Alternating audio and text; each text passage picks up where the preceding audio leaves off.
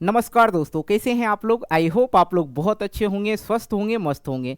तो आइए आज की इस वीडियो में हम लोग देख लेते हैं कक्षा 10वीं के ज्योग्राफी यानी कि भूगोल का 7वां अध्याय। और 7वां अध्याय आप लोग का क्या दे रखा है, राष्ट्रीय अर्थव्यवस्था की जीवन रेखाएं। और ये जो भूगोल है आप लोग का 7वां अध्याय, ये अंतिम अध्याय है। इसके बाद आप लोग का भूगोल एकदम जबरदस्त तरीका से खत्म हो जाएगा। तो आप लोग समझ गए होंगे कि इससे पहले जो 6 अध्याय वो पढ़ा चुके हैं। अगर आप लोग नहीं देखे हैं तो इसी वीडियो के नीचे डिस्क्रिप्शन बॉक्स में लिंक मिलेगा, वहां से आप लोग जाके देख लीजिएगा। ओके, दूसरी बात कि आप लोग का जो बुक है इतिहास का, ठीक है, इतिहास जो है आप लोग का वो पूरा बुक पढ़ा चुके हैं। ठीक है, पूरा बुक आप लोग का पढ़ा चुके हैं, कहीं कोई दिक्कत की बात नहीं। अगर नहीं देखे देख लीजिएगा। साथ में बुक का जो क्वेश्चन आंसर होता है, ठीक है, क्वेश्चन आंसर मतलब अध्याय का जो क्वेश्चन आंसर होता है वो भी मैंने करवा रखा है। आप लोग एक बार जरूर प्ले लिस्ट में जाके चेक कर लीजिएगा।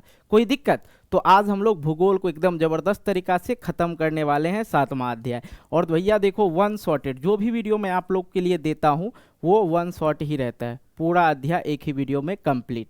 तो इतना समझ गए ना। अब आइए अध्याय को समझते हैं। सबसे पहले हम लोग को क्या समझना है कि अध्याय का नाम क्या है। हालांकि हम लोग को इस अध्याय में क्या पढ़ना है ये हमें जानना जरूरी है। ठीक है, अब कहेंगे सर क्या जानना इसमें है कि राष्ट्रीय अर्थव्यवस्था। बेटा राष्ट्रीय अर्थव्यवस्था क्या हो गया कि किसी भी राष्ट्र का जो है, राष्ट्र की जो है विकास जो है किस चीज पे निर्भर करता है। किसी भी राष्ट्र का विकास किस चीज पे निर्भर करता है। अब मान लो हमारे देश में बहुत सारी चीजें हैं, हमारे देश के अंतर्गत बहुत सारी चीजें हैं, लेकिन सब चीज तो भारत का नहीं है।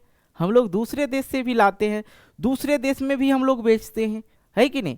तो हम लोग का जो है आयात निर्यात होते रहता है। उससे क्या होता है, राष्ट्रीय आय हम लोग का मजबूत होता है। अगर प्रति व्यक्ति आय, जिस देश का प्रति व्यक्ति आय अधिक होगा उस देश का राष्ट्रीय आय भी क्या होगा, अधिक होगा। तो हम लोग क्या पढ़ने वाले हैं, राष्ट्रीय अर्थव्यवस्था की जीवन रेखाएं किस चीज पे जो है निर्भर करती है। देखो यहाँ पे ये मच्छर बैठा हुआ ना, जीवन रेखाएं मतलब किस चीज पे जो है निर्भर करती है राष्ट्रीय अर्थव्यवस्था की जीवन रेखा। तो राष्ट्रीय अर्थव्यवस्था जो है किस चीज पे निर्भर करती है, आज की इस वीडियो में हम लोग समझने वाले हैं। हालांकि शुरुआती दौर में आप लोग को लगेगा कि ये बोरिंग सा अध्याय है, लेकिन नहीं है, नहीं कुछ नहीं बोरिंग है, जानना जरूरी है और ज़बरदस्त तरीका से हम आपको पढ़ाएंगे। मैं आप लोग को बार बार बोलता हूँ, बहुत सारे बच्चे को मैं बता चुका हूँ कि एसएसटी जो है बोरिंग नहीं है, बस उसमें मज़ा डाल दो थोड़ा सा। ठीक है, कोई भी सब्जी वगैरह बनाते हैं उसमें थोड़ा मसाला डाल दो तो मज़ा आ जाता है। ठीक है, तो उसी प्रकार से आप लोग का ये 7वां अध्याय लगेगा कि बोरिंग है, लेकिन नहीं होने देंगे बोरिंग, ज़बरदस्त तरीका से पढ़ाते हैं। आइए समझते हैं। सबसे पहले बेटा ये समझ लेते हैं देश की जो है जीवन रेखाएं किसको कहेंगे। देश की जो है जीवन रेखाएं किसको कहते हैं। आज के डेट में देखा जाए कि देश में जो है कहीं किसी कोने में कुछ भी हो जाए, कुछ भी हो जाए तो हम लोग न्यूज में देख लेते हैं कि इस क्षेत्र में जो है यहाँ पे ये हो गया, दिल्ली में ये हो गया, कर्नाटक में ये हो गया। ये सब चीज़ें हमें क्षण में पता चल जाता है, क्योंकि हम लोग क्या देख लेते हैं, न्यूज़ देख लेते हैं, रिपोर्ट आ जाता है भाई ऐसी ऐसी बात हो गया उस राज्य में, है कि नहीं। अगर हमें कहीं जाना हो तो बेटा यहाँ से हमें दिल्ली जाना है, दिल्ली जाना है ना, तो हमें मुश्किल से 1 घंटा का सफ़र होगा। अगर हम लोग किस चीज़ से जाएंगे, फ्लाइट से जाएंगे तो 1 घंटा में पहुँच जाएंगे।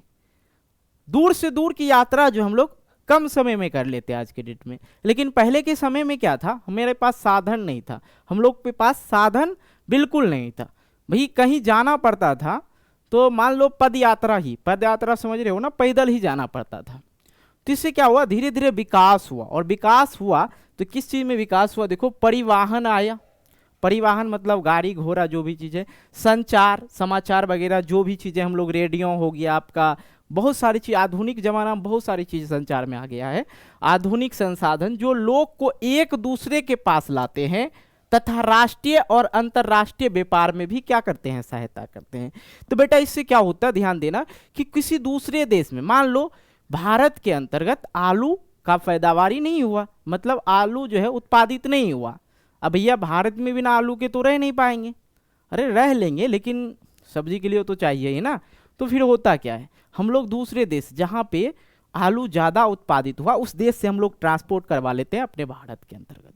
तो वो रास्ता भी तो होना चाहिए ना, वो रास्ता होना चाहिए, किसी चीज़ पे लाना है। अगर मान लिया जाए सब देश से समझौता लाखों है, ठीक है, अंतर्राष्ट्रीय समझौता है, राष्ट्रीय समझौता है, कुछ भी हो जाए, लेकिन जब जगह नहीं बनेगा आने जाने का, परिवहन नहीं होगा तो फिर कैसे होगा, संचार नहीं होगा, जब तक हम समझेंगे नहीं वहां पे ये चीजें हैं तो फिर कैसे होगा, दिक्कत होगा ना। इसलिए इन सभी चीजों को देखते हुए राष्ट्रीय और अंतर्राष्ट्रीय व्यापार में ये सब चीजें क्या करता है, सहायता करता है, चाहे परिवहन हो गया या संचार हो गया। तो अगर पूछे कि देश की जीवन रेखाएं क्या है, साफ सुथरा बोलना, परिवहन तथा संचार के आधुनिक साधन जो लोग को एक दूसरे के पास लाता है तथा राष्ट्रीय और अंतर्राष्ट्रीय व्यापार में सहायता होती है। अब देखो यहाँ पे हम लोग जो पढ़ रहे हैं भारत में राष्ट्रीय क्या पढ़ रहे भाई, राष्ट्रीय अर्थव्यवस्था। ठीक है, अगर मैं बात करूं, ठीक है, अगर मैं बात करूं कि राष्ट्रीय भारत का, अगर मैं बात करूं भारत का ना, चलो समझा देते, ये चीज ना पॉइंट याद रखना आप लोग को। ठीक है, भारत का राष्ट्रीय अर्थव्यवस्था अरे यार कहाँ गया, हाँ ठीक है, अर्थव्यवस्था में विश्व में तीसरा स्थान है। कितना स्थान है, तीसरा स्थान है, तीसरा स्थान है, तीसरा स्थान है। ओके, आगे हम लोग क्या जानते हैं, ये एक और पॉइंट हम लोग सीख लेते हैं, है कि नहीं।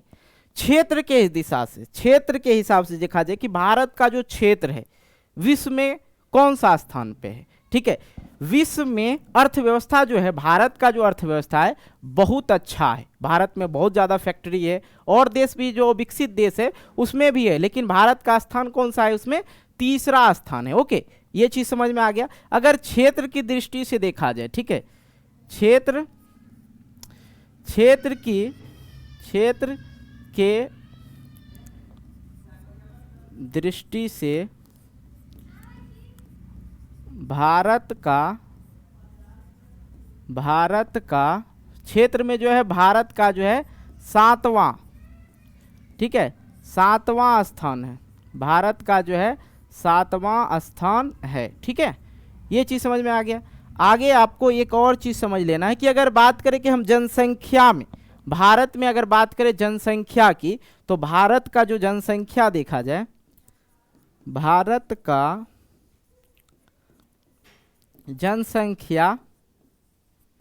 जनसंख्या विश्व में ठीक है, विश्व में जो है दूसरा स्थान पे है, दूसरा स्थान पर है। अब यहाँ पे मैं रेड कलर में इसलिए लिखा हूं ताकि आप लोग को ये समझना है कि दूसरा स्थान तो है ही भाई, दूसरा स्थान है, लेकिन ये आपके बुक के हिसाब से दे रखा है दूसरा स्थान, क्योंकि बुक जो है आपका बहुत पहले का है, अभी तो अपडेट नहीं हुआ है बुक, हुआ है जी नहीं ना, ये बुक के हिसाब से दूसरा स्थान पे। अगर देखा जाए अभी के डेट में, प्रेजेंट टाइम में अगर मैं बात करूं, यहाँ पे लिख देते हैं वर्तमान में, ठीक है, वर्तमान में पहला स्थान पे। सबसे ज्यादा जनसंख्या किसका था, चाइना का, लेकिन चाइना से भी हम लोग आगे निकल आए हैं। ठीक है, अब चाइना दूसरे स्थान पे आ गया, भारत जो है सबसे पहला स्थान पे। ये चीज समझ में आ गया आप लोग को, कहीं कोई दिक्कत नहीं ना। आइए आगे हम लोग समझते हैं, बहुत छोटा सा टॉपिक है, जबरदस्त तरीका से समझ में आ जाएगा, बस यहाँ पे ध्यान रखना। ओके, आ जाओ, परिवहन के साधन। अब परिवहन के साधन किसको कहेंगे भाई, परिवहन के साधन जो मनुष्य तथा सामान को एक स्थान से दूसरे स्थान तक ले जाते हैं। जैसे परिवहन मतलब क्या हो गया, गाड़ी घोड़ा, और गाड़ी घोड़ा का मतलब क्या हो गया भाई, गाड़ी घोड़ा हो गया आपका बस हो गया, रेल हो गया, जल परिवहन हो गया, वायु परिवहन हो गया, जिससे हम लोग एक जगह से दूसरे जगह सफर करते हैं। ठीक है, चाहे सफर में सामान हो या व्यक्ति हो। ठीक है, तो परिवहन का साधन जो मनुष्य तथा सामान को एक स्थान से दूसरे स्थान तक ले जाती है, उसे ही हम लोग क्या कहते हैं, परिवहन का साधन बोलते हैं। ठीक है, जैसे रेल हो गया आपका, वायुयान हो गया, जल परिवहन हो गया, ये सब कोई दिक्कत यहाँ में नहीं ना। संचार के साधन, संचार के साधन मतलब समझते हैं, समाचार पत्र हो गया, रेडियो हो गया, टेलीफोन हो गया, मोबाइल हो गया, ये सब यहाँ कहीं पे रहते हैं, हेलो जी ये चीज चाहिए, ठीक है लेके आएंगे, है कि नहीं। कुछ भी हो, फोन घुमाए आपका एक दूसरे आदमी से बातचीत हो जाएगी। ये साधन कितना अच्छा है बताओ। किसी को समाचार देना है, समाचार जो पत्र होता था, न्यूज पेपर होता था, वो तो थोड़ा लेट करेगा कि कल पता चलेगा, ठीक है, आज तुरंत का तुरंत नहीं पता चलता, या 4 घंटा बाद पता चलेगा। लेकिन जो टेलीफोन है, मोबाइल है, मोबाइल से हम लोग डायरेक्ट, हाँ यहाँ पे ये हो गया, डायरेक्ट जस्ट उसी समय हम लोग को पता चल जाता है इस जगह पे ये हुआ। मोबाइल इतना लोकप्रिय संसाधन है कि नहीं।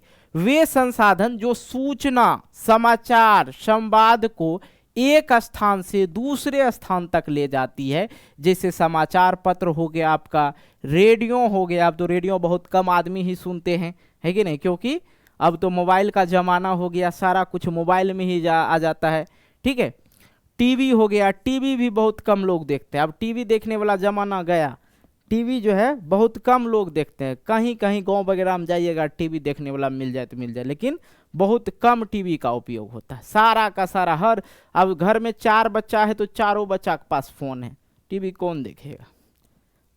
सब अपना अपना मोबाइल में जो है सिम लगा के अपना बस देख रहे हैं, जिसको मूवी देखना है मूवी देखे, जिसको गाना सुनना है गाना सुन रहे हैं, कोई दिक्कत। टीवी अब कौन देखता है, बहुत कम आदमी, ठीक है। टेलीफोन हो गया, मोबाइल हो गया, फोन, ईमेल हो गया आदि, ये सब चीज जो है संचार का साधन है। कोई दिक्कत यहां तक समझने में नहीं ना।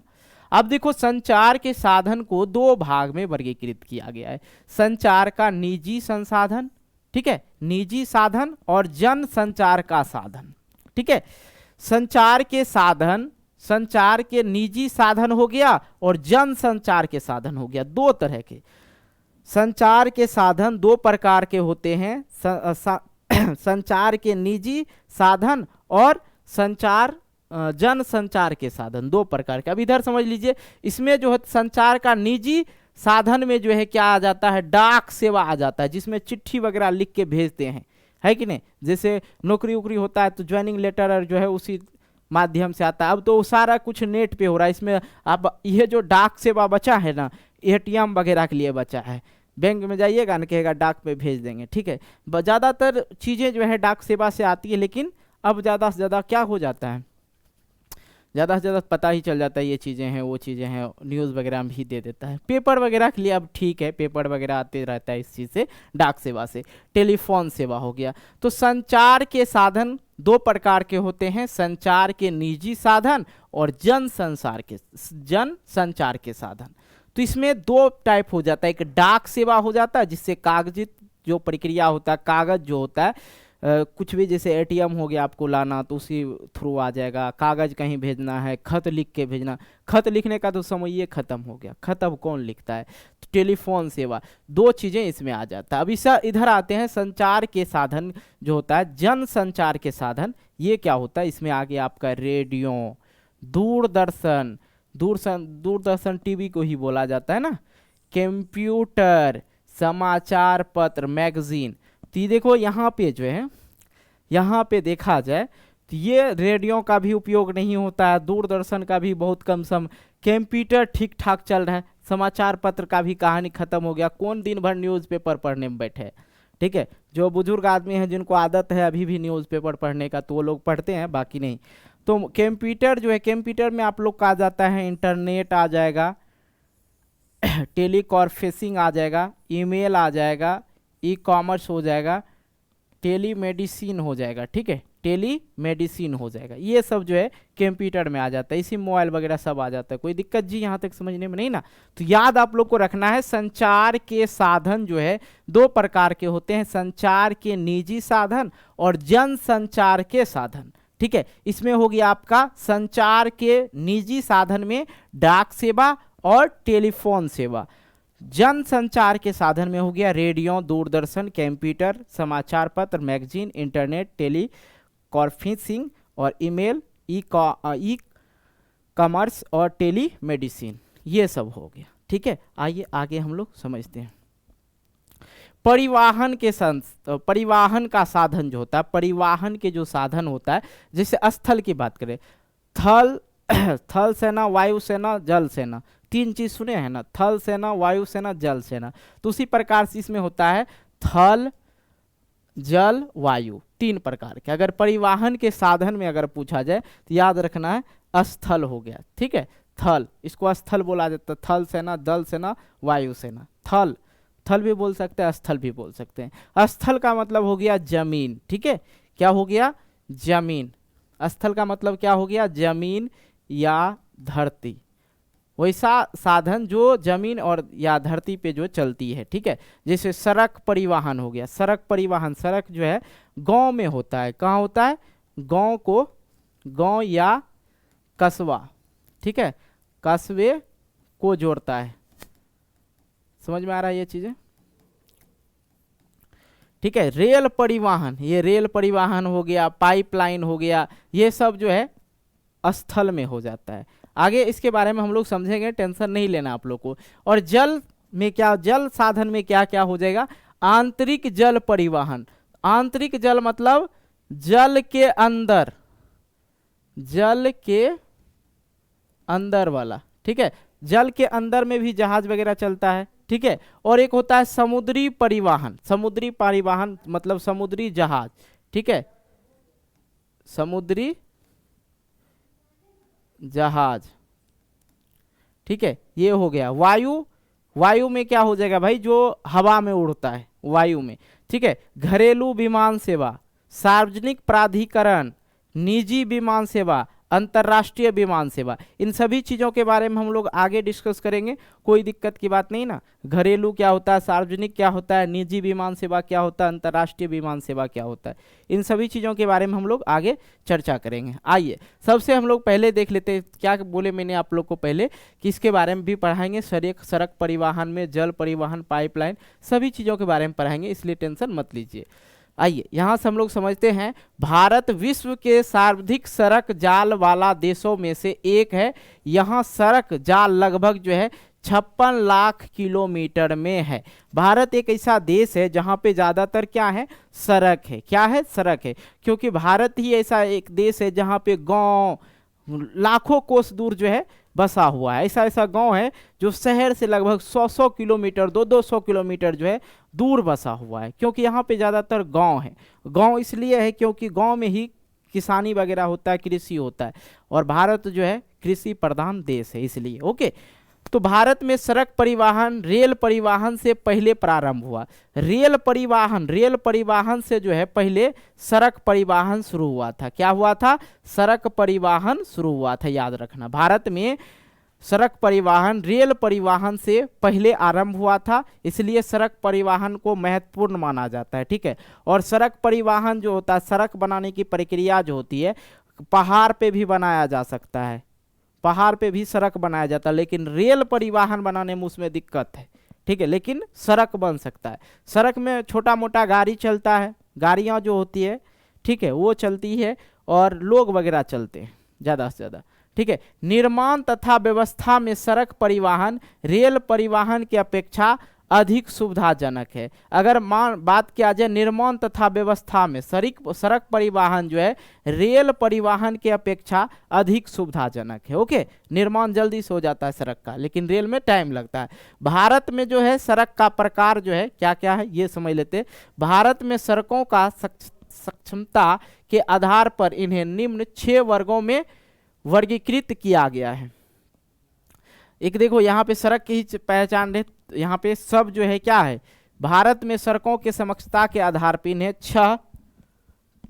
6 वर्गों में वर्गीकृत किया गया है। एक सेकेंड रुक जाओ भाई। स्वर्णिम चतुर्भुज महाराजमार्ग, ठीक है, स्वर्णिम चतुर्भुज महाराजमार्ग 4 महानगरों को जोड़ता है ये, ठीक है। इसके बारे में आगे चर्चा करेंगे। राष्ट्रीय राजमार्ग देश के दूरस्थ भागों को जोड़ता है। राज्य राजमार्ग, ठीक है, राज्य राजमार्ग राज्य की राजधानी को जिला मुख्यालय से जोड़ता है, ठीक है। जिला मार्ग जो होता है जिले के प्रशासनिक केंद्र को जिला मुख्यालय से जोड़ता है। और अन्य सड़कें वे सड़कें जो ग्रामीण क्षेत्र को शहरों से जोड़ती है। सीमांत सड़कें उत्तर तथा उत्तर पूर्वी सीमांतवर्ती क्षेत्रों को जोड़ती है। ठीक है, स्वर्णिम चतुर्भुज जो होता है, चतुर्भुज महाराजमार्ग 4 महानगर को जोड़ता है। ठीक है, आगे हम आपको दिखा देंगे। राष्ट्रीय राजमार्ग जो होता है देश के दूरस्थ भागों को जोड़ता है। और राज्य राजमार्ग जो होता है राज्य की राजधानी को जिला मुख्यालय से जोड़ती है। जिला मार्ग जो होता है जिला के प्रशासनिक केंद्र से जिला मुख्यालय से जोड़ती है। और अन्य सड़कें जो होता है जो छोटा मोटा सड़क होता है। ठीक है, अब रोड नहीं यहाँ पे पढ़ना आप लोग को, रोड जो आप लोग कहेंगे रोड जो सड़क हो गया वही हो गया सड़क। अब ये मत समझना है कि छोटा मोटा सड़क। ठीक है, सड़क बनाया जा सकता है कहीं पे भी, कोई दिक्कत, इसमें बहुत कम लागत भी लगता है। सड़क का निर्माण पहाड़ पे भी कर सकते हैं, तोड़ उड़ के इधर छोटा मोटा गाड़ी चलता है, रेल थोड़े चलता है, बरकाऊ के रेल चलाना है उस पर बहुत ज़्यादा खर्चा होता है। ओके, आइए एक एक करके हम लोग समझते हैं स्वर्णिम चतुर्भुज महाराजमार्ग के बारे में। सबसे पहले स्वर्णिम चतुर्भुज, ठीक है, चतुर्भुज महाराजमार्ग, ये जो है ध्यान से समझ देखा जाए तो ये जो देख रहे हैं दिल्ली कोलकाता मुंबई चेन्नई, इसको इससे जोड़ता है। देखो ये क्या हो गया, चतुर्भुज हो गया ना, ये चतुर्भुज हो गया। इसका जो अगर लेंथ की बात करें तो 5,800 कितने 46 किलोमीटर है इसका लेंथ। ठीक है, अगर इसको देखा जाए तो अब यहाँ पे वही चीज़ें आप लोग को पढ़ना है। दिल्ली कोलकाता चेन्नई मुंबई व दिल्ली को जोड़ने वाला 6 लेन वाला राजमार्ग है। ठीक है, महाराजमार्ग है। उत्तर दक्षिण गलियारा जो श्रीनगर को कन्याकुमारी से जोड़ता है। पूर्व पश्चिम गलियारा जो सिलचर तथा पोरबंदर को जोड़ता है। इस महाराजमार्ग का प्रमुख उद्देश्य है कि भारत के महानगरों को आपस में जोड़ना। यह राजमार्ग परियोजना राष्ट्रीय राजमार्ग प्राधिकरण के अधिकार क्षेत्र में होता है। ठीक है, ये जो स्वर्ण चतुर्भुज महाराजमार्ग है इसका ये मतलब महानगरों को आपस में जोड़ते, जितने भी महानगर है चाहे दिल्ली कोलकाता चेन्नई मुंबई, इन सभी को जो है आपस में जोड़ने का काम करता है। ठीक है, कुछ और भी राजमार्ग है जैसे दक्षिण गलियारा जो है श्रीनगर और कन्याकुमारी को जोड़ता है। पश्चिम गलियारा जो है सिलचर तथा पोरबंदर को जोड़ता है। इस महाराजमार्ग का जो प्रमुख उद्देश्य है कि भारत के महानगरों को आपस में क्या करना है, जोड़ना है। ठीक है, यह राजमार्ग परियोजना जो है, यह जो परियोजना किसके द्वारा चलाया जाता है, राष्ट्रीय राजमार्ग प्राधिकरण के द्वारा जो है ये चलाया जाता है, उसी के अधिकार क्षेत्र में आता है। ओके, राष्ट्रीय राजमार्ग क्या होता है, राष्ट्रीय राजमार्ग देश के दूरस्थ भागों को जोड़ता है। राष्ट्रीय राजमार्ग जो है देश के दूरस्थ भागों को जोड़ता है। ये प्राथमिक सड़क तंत्र है, ये जो है प्राथमिक सड़क तंत्र है। इनका रख रखाव केंद्रीय लोक निर्माण के विभाग CPW, ठीक है, CPWD के अधिकार क्षेत्र में आता है। ये जो है आप लोग यहाँ पे याद रख सकते हैं NHAI, ये याद रख सकते हैं और शॉर्ट फॉर्म में। ठीक है, CPWD कभी कभी शॉर्ट में भी बोल दिया जाता है, यही हुआ केंद्रीय लोक निर्माण विभाग, इसको बोला जाता है केंद्रीय लोक निर्माण विभाग, अधिक इस क्षेत्र में आता है। याद रखना राष्ट्रीय राजमार्ग किस क्षेत्र में आता है, किसके अधिकार क्षेत्र में आता है, केंद्रीय लोक निर्माण विभाग के क्षेत्र में आता है। और राष्ट्रीय राजमार्ग जो है देश के दूरस्थ भागों को क्या करता है, आपस में जोड़ता है। क्या करता है, आपस में जोड़ता है। अगला है राज्य राजमार्ग, राज्यों की राजधानी को जिला मुख्यालय से जोड़ने वाली सड़कों को क्या कहते हैं, राज्य राजमार्ग कहते हैं। ठीक है, राज्य राजमार्ग राज्यों की राजधानी को जिला मुख्यालय से जोड़ने वाली सड़कें राज्य राजमार्ग कहलाती है। राज्यों व केंद्र शासित प्रदेश, ठीक है, इसी राज्य राजमार्ग से जो है राज्य और केंद्र शासित प्रदेश में इनकी व्यवस्था तथा निर्माण जिम्मेदारी सार्वजनिक निर्माण विभाग PWD, ठीक है, PWD को दिया जाता है। ठीक है, राज्यों एवं केंद्र शासित। अब बच्चा यहाँ पे एक चीज बताना आप लोग, केंद्र शासित जो है, केंद्र शासित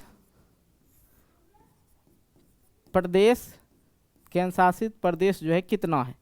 ठीक है, आप लोग ये कमेंट करके बता दीजिएगा, कमेंट करके बताना है आप लोग को कि केंद्र शासित प्रदेश कितना है और भारत में राज्य कितना है। भारत में राज्य की संख्या कितनी है, कितनी है। ओके, आइए आगे हम लोग समझते हैं जिला मार्ग। वे सड़कें जिला के विभिन्न प्रशासनिक केंद्र को जिला मुख्यालय से जोड़ती है।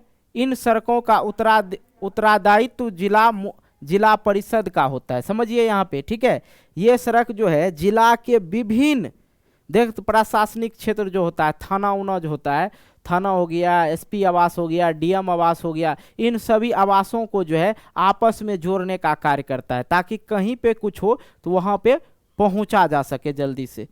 ओके, तो ये जो होता है सड़क जो होता है, इसका उत्तरदायित्व कौन होता है, जिला परिषद होता है। कौन होता है, जिला परिषद क्षेत्र में आ जाता है। ओके, चलिए आगे हम लोग समझते हैं अन्य सड़कें। अन्य सड़कें क्या क्या है।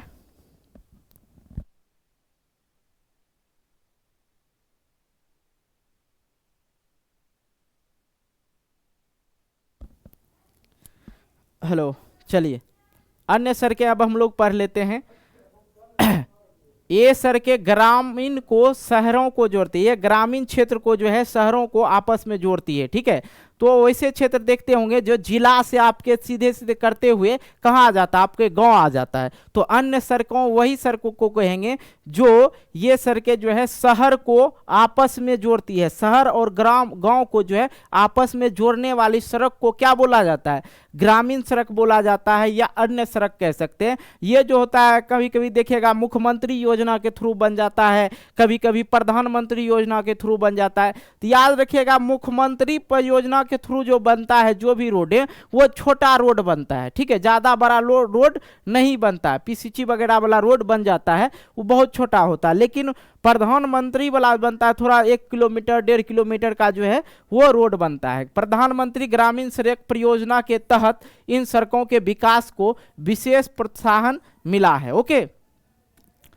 अब देखो सीमांत सड़क, भारत सरकार प्राधिकरण के अधीन सड़कों की देख रेख करता है और यह संगठन जो है 1960 में बनाया गया था, जिसका उत्तर पूर्वी क्षेत्रों में सामरिक महत्व की सड़कों का निर्माण, इन सड़कों के विकास से दुर्गम क्षेत्रों में आवाजाही सरल हुई। ठीक है, सीमांत सड़क जो हो गया, सीमांत सड़क किसको कहेंगे, वैसा सड़क जहां पे कुछ नहीं था, उस जगह पे नहीं पहुंच पाते थे लोग, किसके वजह, सड़क के वजह से बहुत दिक्कत होता था। वैसा वैसा गांव होता है जो बहुत दूर में जाके बस जाता है, बीच में जंगल वंगल है, बीच में जंगल वगैरह बहुत सारा चीज है, उसके बाद जाके वो लोग बस जाते हैं।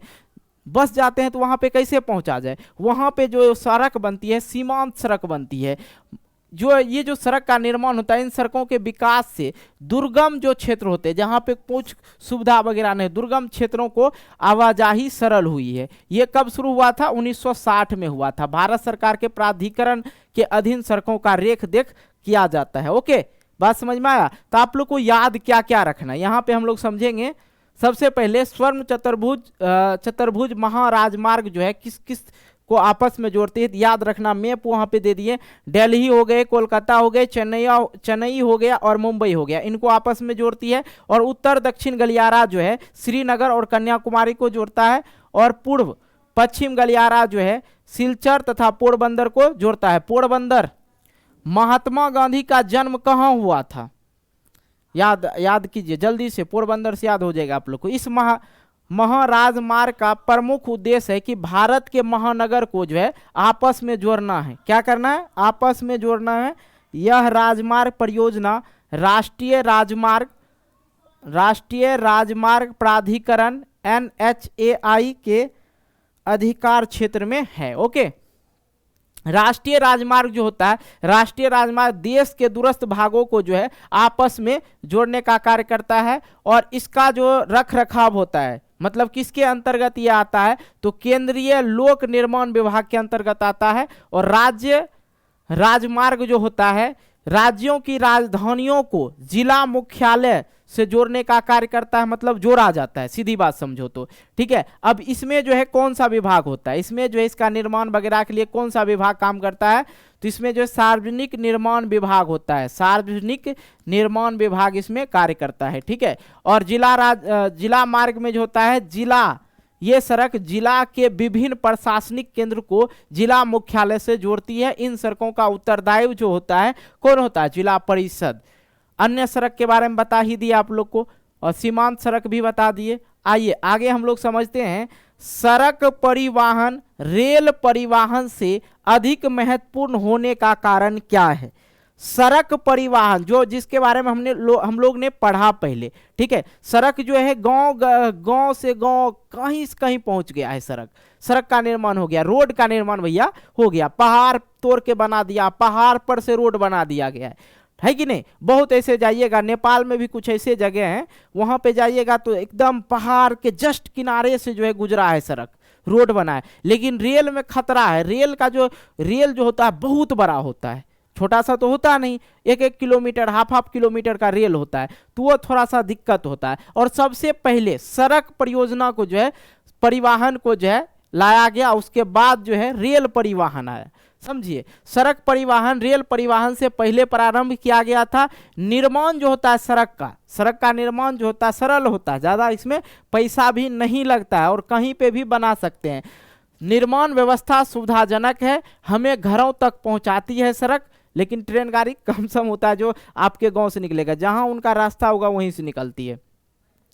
पहाड़ी क्षेत्र, दुर्गम क्षेत्र, उबड़ खाबड़ स्थानों पर भी आसानी से बनाई जा सकती है रोड को, सड़क को। लेकिन अन्य परिवहन साधनों में सड़क परिवहन एक कड़ी रूप में काम करती है। सबसे बेहतर क्या है, सड़क परिवहन जो है सबसे बेहतर है।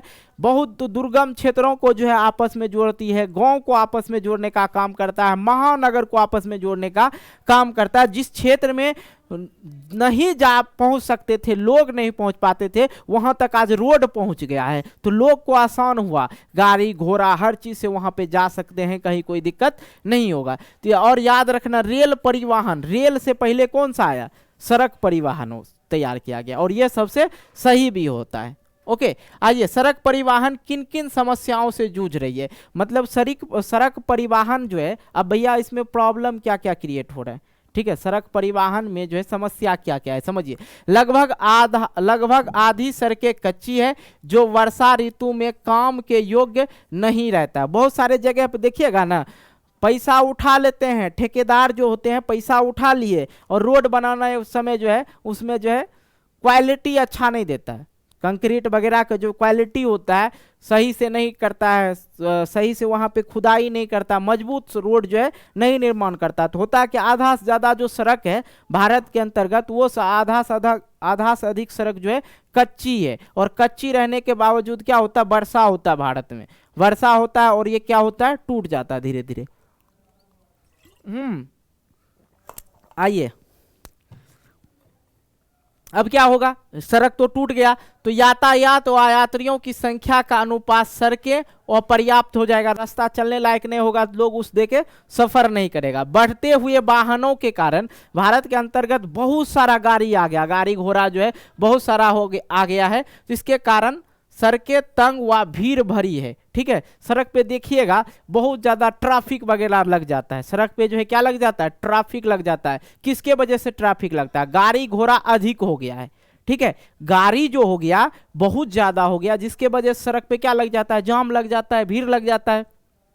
इससे सड़कों पे ट्रैफिक क्या हो जाता है, जाम हो जाता है। राष्ट्रीय राजमार्ग भी पर्याप्त नहीं है, राष्ट्रीय राजमार्ग भी जो है पर्याप्त नहीं है, वहां पे भी ट्रैफिक वगैरह लग जाता है। तो सड़क परिवहन किन किन समस्याओं से जूझ रही है, आई होप ये क्लियर हो गया होगा। आइए रेल परिवहन की बात करते हैं। सबसे पहले रेल परिवहन का लाभ की बात करेंगे, उसके बाद हम लोग हानि का बात करें। ज़्यादातर तो रेल परिवहन से लाभ ही है पब्लिक को, सरकार को भले घाटा लगे, ठीक है, लेकिन पब्लिक को लाभ होता है। रेल परिवहन वस्तुओं यात्रियों के परिवहन का प्रमुख साधन है।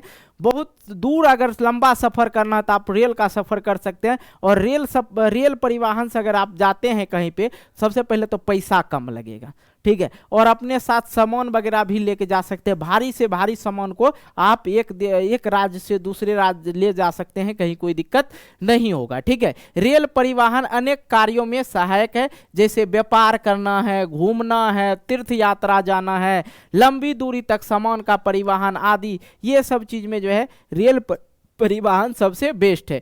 देश के विभिन्न हिस्सों को आपस में जोड़कर राष्ट्रीय एकीकरण में भी ये क्या हुआ, सहायक हुआ। उद्योग कृषि में तीव्र गति से विकास के लिए उत्तरदायी कौन सा है, रेल परिवहन है। भारतीय रेल परिवहन को 16 रेल प्रखंडों में पुनः संकलित किया गया। भारतीय रेल को जो है 16 प्रखंडों में पुनः संकलित किया गया है। ओके, आइए आगे हम लोग समझते हैं भैया समस्या क्या होता है, बिना टिकट का यात्रा करना, ठीक है, बिना टिकट का यात्रा करना। एक और बात मैं बताऊं अपनी खुद की, जिस बार मैंने टिकट लिया है उस बार हमें नहीं पकड़ा गया ना। तो अगर टिकट ले लिए हैं, ऐसे होता था जब हम 11th 12th वगैरह में थे तो फिर जाना पड़ता था पटना वगैरह, तो होता था क्या कि हमें टिकट लेना था। टिकट अगर नहीं मिले, जाम यहाँ से वहाँ तक लाइन लगा रहता था उस समय। अब क्या करते थे, बिना टिकट के जाते थे, 100% हमको पकड़ लेता था, 100%। जब टिकट नहीं कटाए हैं तो मेरा रिकॉर्ड है कि हर बार टीटी में हमको पकड़ लिया है, और जितने बार टिकट कटाए हैं उतने बार हमको टीटी आज तक टिकट नहीं चेक किया, मेरे साथ हुआ है। और लगभग जो भारतीय होते हैं, ठीक है, लगभग ज़्यादातर जो लोग होते हैं सफ़र करते हैं, अधिक से अधिक लोग रेल में फ्री यात्रा करते बिना टिकट के। इससे क्या होगा भाई, क्या होगा इससे, सरकार को कहाँ जाना पड़ेगा, नीचे जाना पड़ेगा, समझ रहे हैं ना। चोरी व रेल संपत्ति का नुकसान भी करते हैं। होता है क्या, जहाँ पे 4 आदमी को बैठना चाहिए वहाँ पे 10 आदमी बैठ जाते कोचम कोच करके। अब वहाँ पे तो हर डिब्बा में तो 1 आदमी को नहीं रखेगा, इससे ज़्यादा नहीं चढ़ा सकते हैं, इससे ज़्यादा नहीं लोड ले सकता है हर जगह। उसके बाद होता है कि कंबल वगैरह देता है, एसी वाला 3rd AC में जाइएगा तो आपको कंबल दिया जाएगा, रुमाल दिया जाएगा। फर्स्ट AC में ना, हाँ फर्स्ट AC में दिया जाता है जो लोग सफ़र करते हैं। अब क्या करते हैं, कोई कंबल भी लेके आ जाता है, रुमाल दिया रुमाले लेके आ जाता है। ये सब क्या होगा, सरकार को घाटा लगेगा कि नहीं लगेगा, है कि नहीं। वो से होता है तो क्या करता है, रेल में जाने के बाद देखिएगा तो बल्ब खोल लेगा, नहीं होगा तो फोड़ देगा। तो ये सब चीज़ें नुकसान करता है। बिना वजह चेन खींच कर जो है रेल को रोक देता है। अब जिसको घर है बगल में वहीं पे चेन खींच देगा। रेल में लिखा रहता था ये रेल जो है आपकी अपनी संपत्ति है, अब उसको हटा दिया गया है। ओके, रेलों का समय से ना चलना, सबसे बड़ा ये समस्या है, रेलों का समय से ना चलना। इसके वजह जो है क्या होता है, कभी कभी जो है रेल का जो ट्रैक होता है, ठीक है, पटरी जिसको बोलते हैं, वो कभी कभी दिक्कत हो जाता है, कहीं पे गड़बड़ हो जाता है, इसलिए रेल जो है समय पे भी नहीं चल पाती है। कहीं पे हुआ तो उसको रोक देगा, उसको रोक दिया जाएगा। और ज़्यादातर देखा जाए ये समस्या से सभी राज्य जूझ रहे हैं। ओके, रेलों के जाल के असमान वितरण का कारण क्या है। रेलों का जो जाल मतलब समझते हैं, रेलों का जो पटरी जो है हर जगह बिछाया गया है कि नहीं, हर जगह लगाया गया। रेलों के जाल का असमान वितरण के कारण क्या है, मैदानी भाग में निर्माण व लागत कम और आसान होता है। जो मैदानी भाग है जहाँ पे सिर्फ खेत वगैरह है, तो वहाँ पे जो अगर रेल का जो निर्माण किया जाता है, पटरी बनाया जाता है, वहाँ पे कम पैसा लगता है। जो रेलवे ट्रैक बनाया जाता है कम लगता है। लेकिन वही पर्वतीय भाग में निर्माण कठिन भी होता है और लागत भी वहाँ पे क्या होता है, अधिक होता है। मैदानी भाग में जनसंख्या घनत्व अधिक होता है, जिसके कारण रेलों का जाल बिछा दिया जाता है। मैदानी भाग जो होता है, समतल जगह होता है, वहाँ पे ज़्यादातर लोग जो है निवास करते हैं, और वहाँ पे जो है जिसके कारण रेलों का जाल अधिक लगाया जाता है। वहाँ पे मरुस्थलीय व पठारी भागों में औद्योगिक व कृषि कार्य विकसित न होने के कारण रेलों का घनत्व जो है वहाँ पे कम है। प्रशासनिक कारणों व सरकारी नीतियों के कारण भी रेल का विकास प्रभावित होता है। Okay, pipeline. अब बेटा पाइपलाइन हम लोग समझेंगे, पाइपलाइन से क्या क्या सुविधा हुआ नहीं हुआ। आज के डेट में देखिएगा कि घर घर सिलेंडर जो पहले दिया जाता था, हालांकि अभी भी सिलेंडर वगैरह दिया जाता है, गाड़ी आएगी सिलेंडर लगाइए पाइप लगाइए, लेकिन कुछ दिन वेट कीजिए, बहुत जगह लग भी गया है, हो सकता है आपके घर में भी लगा होगा। तो गैस वगैरह जो आएगा ना, उसी प्रकार से आएगा। पाइप आपके घर में लगाया जाएगा, सबके घर में लगाया, जैसे जल नल योजना था ना, सबके घर में जो है नल लगाया गया। अब पाइप के द्वारा गैस भी लगाया जाएगा, बिल आप लोग को जमा करना होगा। पहले शहरों में, उद्योगों और घरों में पानी पहुंचाने के लिए पाइपलाइन का जो है उपयोग होता था। अब कच्चा तेल, पेट्रोल, प्राकृतिक गैस, शोषणशालाओं का उर्वरक, कारखानाओं तथा ताप विद्युत गृह तक पहुंचाने का कार्य जो है पाइपलाइन के द्वारा होगा। ठोस पदार्थ को तरल अवस्था में परिवर्तन करके पहुंचाया जाता है पाइपलाइन के द्वारा, ठीक है।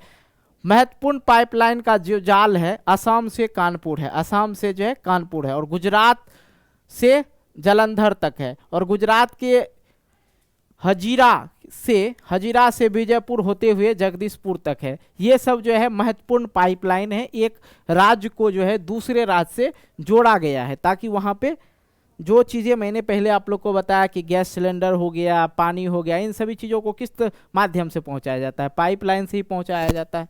पाइपलाइन के परिवहन का लाभ क्या है, पाइपलाइन परिवहन के लाभ क्या क्या है, समझिएगा। पाइपलाइन द्वारा शहरों और उद्योग में पानी पहुंचाने के साथ गैस, खनिज तेल एक स्थान से दूसरे स्थान तक पहुंचाया जाता है। समय की बचत होती है, बीच की चोरी और बर्बादी को भी रोका जा सकता है। बीच में जो कहीं कहीं लूट लेता था वो तो नहीं होगा, अंडरग्राउंड रहता है पाइपलाइन, लोग चोरवा के पता चलेगा तब ना।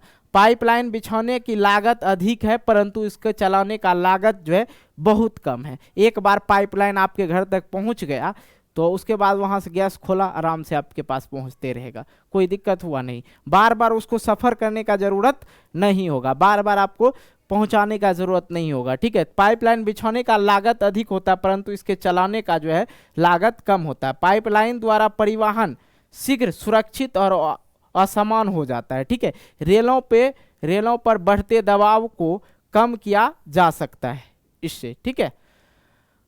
मतलब यहाँ पे आप लोग ध्यान नहीं दिए, रेलों की बढ़ते दबाव मतलब रेल के द्वारा जो बहुत सारा सामान वगैरह ले यहाँ से वहाँ दिया जाता था, पहुँचाया जाता था, पाइपलाइन के द्वारा वहाँ पे पहुँच जाएगा। बहुत सारी चीज़ें पाइपलाइन के द्वारा पहुँचती है, ओके। जो लिक्विड फॉर्म में होगा लगभग वो कहाँ पहुँच जाएगा, पाइपलाइन के द्वारा। गैस फॉर्म में होगा उसको भी पहुँचाया जाता है। अब हम लोग पढ़ते हैं जल परिवहन, ठीक है। थल आप लोग को पढ़ा दिए, स्थल पढ़ा दिए ना, स्थल में कहीं कोई दिक्कत नहीं ना।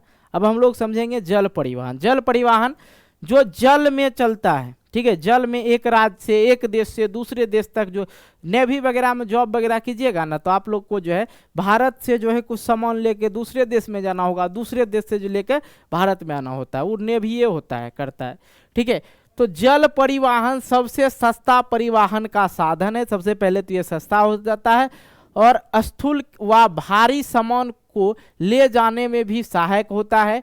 ऊर्जा सक्षम तथा पर्यावरण अनुकूल भी होता है। ये विदेशी व्यापार भारतीय तटों पर स्थित पत्तनों के द्वारा भी किया जाता है। भारत में अंतः स्थलीय नौ संचालन राजमार्ग जो लंबाई है 14,500 किलोमीटर लंबा है। इसमें केवल 5,685 किलोमीटर मार्ग जो है मशीनीकृत नौकाओं द्वारा तय किया जाता है, ठीक है। यहाँ पे याद रखना आप लोग को, जल परिवहन जो होता है सबसे सस्ता परिवहन होता है, और स्थूल व भारी सामान को जो है ले जाने में सहायक भी होता है। और विदेशी व्यापार जो होता है इसी के द्वारा होता है। ज़्यादातर विदेशी व्यापार जो है ये जल परिवहन के द्वारा ही किया जाता है। भारत में अंतः स्थलीय नौ संचालन राजमार्ग जो है 14,500 किलोमीटर 14,500 किलोमीटर लंबा, यहाँ पे गलत लिखा गया है कि 14,500 किलोमीटर लंबा है, और 5,685 किलोमीटर मार्ग ही मशीनीकृत नौकाओं द्वारा तय किया जाता है, ओके।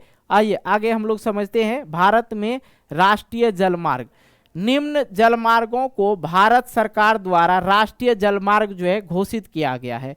हल्दिया तथा इलाहाबाद के मध्य गंगा जलमार्ग जो 1620 किलोमीटर लंबा है, इसको जो है राष्ट्रीय जलमार्ग घोषित किया गया है।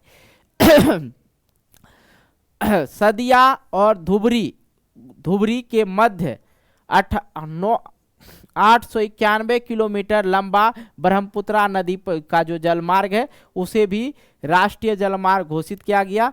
केरल में पश्चिम तटीय नहर के कोटापुरम, ठीक है, याद रखना, केरल में तटीय नहर को कोटापुरम से कोल्हम, ठीक है, कोल्हम तक उद्योग मंडल तथा चंपकरा नहरें 205 किलोमीटर तक है, ठीक है। काकीनाड, ठीक है, काकीनाडा और पुंदुचेरी, ठीक है, नहर स्ट्रेच के साथ साथ गोदावरी और कृष्ण नदी को विशेष वितरण जो है 1078 किलोमीटर का है।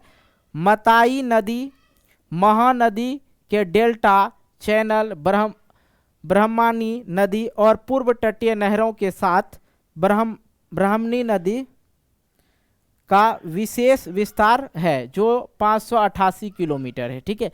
हालांकि देखो आपके किताब में ये सब चीज़ें दे रखा, ज़्यादा इस पे गौर नहीं करना, ये जो है सीनियर लोगों के लिए है, इसको मैंने बता दिया ताकि आप लोग को याद रखना है कि राष्ट्रीय जलमार्ग जो है आप लोग का हल्दिया तथा इलाहाबाद के मध्य गंगा जलमार्ग जो है 1620 किलोमीटर लंबा है, वो सदिया और धुबरी का जो मध्य है 891 किलोमीटर है। केरल में पश्चिम तटीय नहर के कोटापुरम से कोलकाता तक जो है उद्योग मंडल तथा चंपकरा नहरें जो है 205 किलोमीटर। ये सब जितने भी आप लोग को जो है जलमार्ग बताए, ये सब जो है भारत का राष्ट्रीय जलमार्ग है और निम्न जलमार्गों को जो है भारत के द्वारा राष्ट्रीय जलमार्ग घोषित किया गया है भारत सरकार के द्वारा। इस सभी जो जितने भी मैंने आप लोग को बताया यहाँ पे, हल्दिया इलाहाबाद जो हो गया, सदिया धुबरी हो गया, केरल और तटीय नहर जो हो गया कोटापुरम से, और ये काकीनाड और पुडुचेरी हो गया, मताई नदी, महानदी, डेल्टा चैनल, ब्राह्मणी नदी, पूर्वी तटीय नहर के साथ जो है ब्राह्मणी नदी को विशेष विस्तार जो है 588 किलोमीटर का है। इन सब मार्ग को जो है, इस सब रास्ता जो जल मार्ग मतलब जल वाला रास्ता, इन सभी जल मार्ग को जो है राष्ट्रीय भारत सरकार के द्वारा राष्ट्रीय जलमार्ग घोषित किया गया। ओके, याद रखना है, ये सब पॉइंट आप लोग याद रख सकते हैं, ज़्यादा कुछ नहीं। प्रमुख समुद्री पतन कौन कौन से? भारत की 7516.6 किलोमीटर लंबा समुद्री तट रेखा के साथ 12 प्रमुख तथा 200 माध्यम एवं छोटे पतन हैं। ये प्रमुख पतन देश के 95% विदेशी व्यापार संचालित करता है, ठीक है। प्रमुख पतन प्रमुख पतन समुद्री पतन जो होता है, समुद्र का जो रास्ता होता है, जल मार्ग का मतलब हो गया जल मार्ग, जल रास्ता, ठीक है, जल रास्ता हो गया। अब समुद्री पतन जो हो गया, समुद्र में जो रास्ता होता है, ठीक है। भारत की 7516 किलोमीटर लंबा समुद्री तट के साथ 12 प्रमुख और 200 मध्य मतलब मिडिल व छोटे पतन है। ये प्रमुख पतन देश के 95% विदेशी व्यापार संचालित करता है। ये सब जो है विदेशी व्यापार के लिए संचालित करता है। ओके, आइए भारत के प्रमुख पतन हम लोग समझ लेते हैं। भारत के पश्चिमी घाट के प्रमुख पतन जो है कांडला दीनदयाल पतन हो गया आपका, ठीक है, जो गुजरात में स्थित है। स्वतंत्रता के बाद विकसित पहला पतन, यह एक ज्वारीय पतन भी है, ठीक है। कांडला जो होता है, कांडला इसका नाम है, भारत के प्रमुख पतन में आ जाता है। कांडला दीनदयाल पतन गुजरात में स्थित है और ये स्वतंत्रता के बाद इसका जो है विकास किया गया है और ये एक ज्वारीय पतन भी है। मुंबई पतन हो गया आपका, महाराष्ट्र में स्थित सबसे बड़ा पतन है। जवाहरलाल नेहरू पतन महाराष्ट्र में स्थित, इसका विकास मुंबई पतन से हुआ है। और मारमगाओ, ठीक है, मारमगाओ पतन गोवा में स्थित है। लोह अयस्क के 50% निर्यात यहीं से किया जाता है। न्यू मांगलोर, ठीक है, न्यू मांगलोर कर्नाटक में स्थित है। केंद्र मुख के खान से लोह निर्यात करता है। और कोची केरल ये पतन है। लेगुन के मुहाने पर स्थित प्राकृतिक पतन है, ठीक है। कोची केरल लेगून के मुहाने पर स्थित प्राकृतिक पतन है ये। ओके, आई होप समझ गए। भारत के प्रमुख पतन कौन कौन से हैं? कांडला, मुंबई पतन, जवाहरलाल नेहरू पतन, मार मगाओ, ठीक है, मार मगाओ पतन, न्यू मैंगलोर पतन, कोची केरल पतन। ठीक है, आइए आगे हम लोग समझते हैं भारत के पूर्वी घाट का प्रमुख पतन। भारत के पूर्वी घाट का प्रमुख पतन कौन से हैं?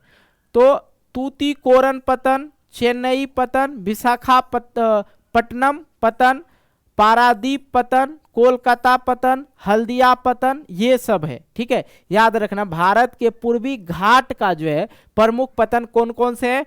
तूतीकोरन पतन, चेन्नई पतन, विशाखापट्टनम पतन, पारादीप पतन, कोलकाता पतन, हल्दिया पतन, ये सब प्रमुख पतन है भारत के पूर्वी घाट का प्रमुख पतन। अगर मैं बात करूं तूतीकोरन पतन तमिलनाडु में स्थित है। प्राकृतिक पतन सबसे पुराना कृत्रिम पतन है। ठीक है, प्राकृतिक पतन सबसे पुराना कृत्रिम पतन है ये। ठीक है, अब देखो चेन्नई पतन तमिलनाडु में स्थित है। प्राकृतिक पतन सबसे पुराना कृत्रिम पतन है। ठीक है, और ये जो है प्राकृतिक पतन है, और प्राकृतिक और कृत्रिम का मतलब हो गया जिसे मानव द्वारा निर्मित किया गया है। विशाखापट्टनम आंध्र प्रदेश में स्थित है और ये सबसे गहरा पतन है। पारद्वीप पतन, ठीक है, पाराद्वीप पतन उड़ीसा में स्थित है।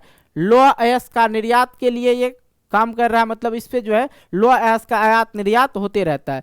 कोलकाता पतन पश्चिम बंगाल में स्थित है। अंतःस्थलीय नदियां पतन है।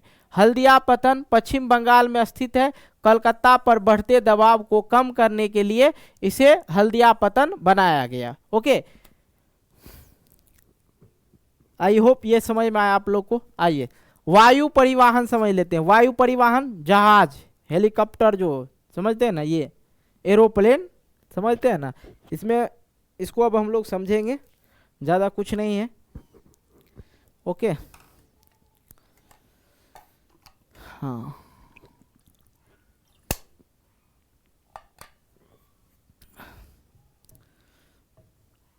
जिसके बारे में मैंने आप लोग को चर्चा किया था, अगर आपको बिहार से पटना से अगर आपको जाना पड़े दिल्ली, यूपी से जाना पड़े दिल्ली, तो यूपी से तो बहुत कम आदमी जाता है दिल्ली वगैरह, क्या है कि वो बगले में पड़ता है, ट्रेनों से लोग चल जाता है। बिहार से ज़्यादातर जाता है, बिहार हो गया, झारखंड हो गया, इन सभी जगहों से जाते हैं। हालांकि वायु परिवहन को तीव्र माना गया सबसे कम समय में, लेकिन इसमें जो है सब कोई सफ़र नहीं कर पाते हैं।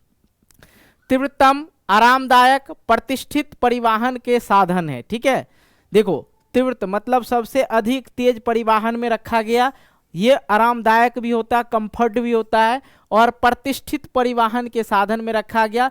अति दुर्गम स्थान जैसे ऊंचे पर्वत, मरुस्थल, घने जंगल या लंबे समुद्री रास्ता को पार करने के लिए जो है वायु परिवहन का उपयोग किया जाता है। आगे और भी समझाएंगे। देश के उत्तरी पूर्वी राज्यों के लिए काफ़ी ये सहायक है। सन 1953 ईस्वी में जो है वायु परिवहन को राष्ट्रीय एकीकरण कर दिया गया।